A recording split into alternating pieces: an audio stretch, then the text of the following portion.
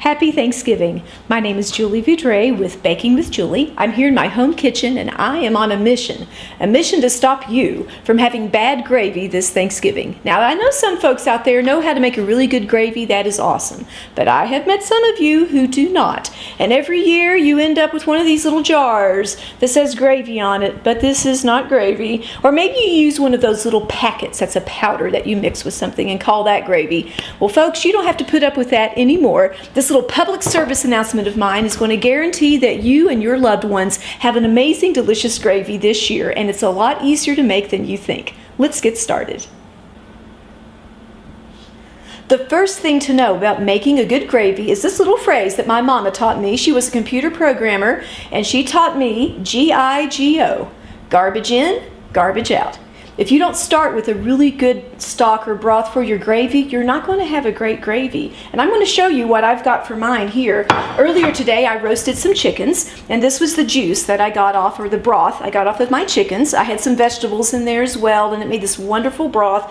Sometimes the bottom also gets like these caramelized little brown places. That stuff is like liquid gold. And I'm just going to tell you right now, you cannot buy this. You can't go to the store and get a can that says chicken broth or turkey broth and end up with this kind of flavor. The only way to get this is to make it yourself. So this Thanksgiving, you've got your big turkey that you're going to roast, and you're going to get some amazing juices off of there. Save them. Get the little crunchy bits off the bottom. It literally is like gold, and you will have a most amazing gravy if you start with an amazing broth.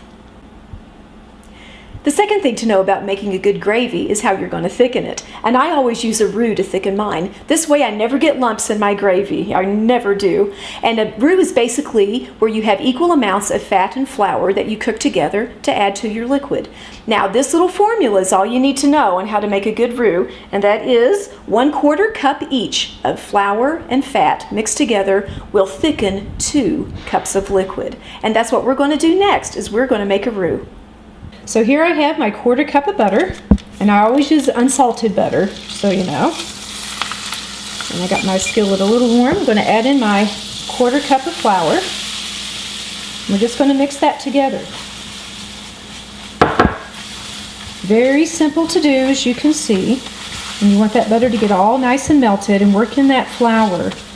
And what the butter does is it encapsulates all the grains of flour, so later, when we add the liquid, it will not lump. Now you can tell it's bubbling up really well. I'm going to go ahead and turn my skillet down just a bit.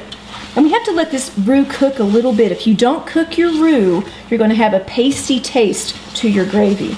And you do not want that flavor. The longer your roux cooks, the darker it's going to get and the less thickening power that it's going to have. All right? So you do want to cook it up just a little bit. I'm going to turn mine down here because it's a little bit warm.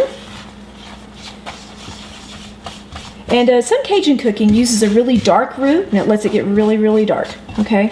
But this one, we want just a blonde, light roux, and we are really just about there. So the next thing that we're going to do, once you've let your roux cook like this, is we're going to add our liquid, okay? And this liquid here, again, is what I had earlier. Mine is not quite up to 2 cups. It's really, really close. I have taken most of the fat off of the top, okay?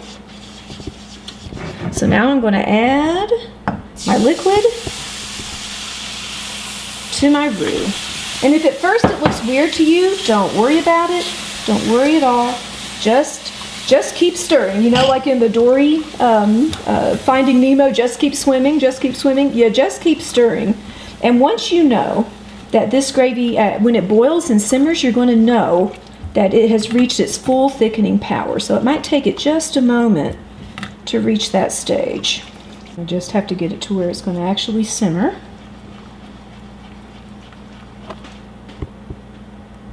Now you can see at this point how much more it's already thickened up, and you can see there's some little bubbles that are just starting to come up. See that? Once it has reached this stage, you know how thick your gravy is going to be. All right? And this thickness looks pretty good to me right here. Let's pretend that it was a little thick. You could always add a little more liquid at this point, but if you did not measure your liquid properly and it was too thin, you can't just toss some flour in there and hope for the best, because it'll probably get lumpy on you. At that point, you'd have to make another roux in another skillet and then add that in, and then it would thicken up fine. But there we go. The thing I do at this point is I always test my gravy. I'm going to turn it down.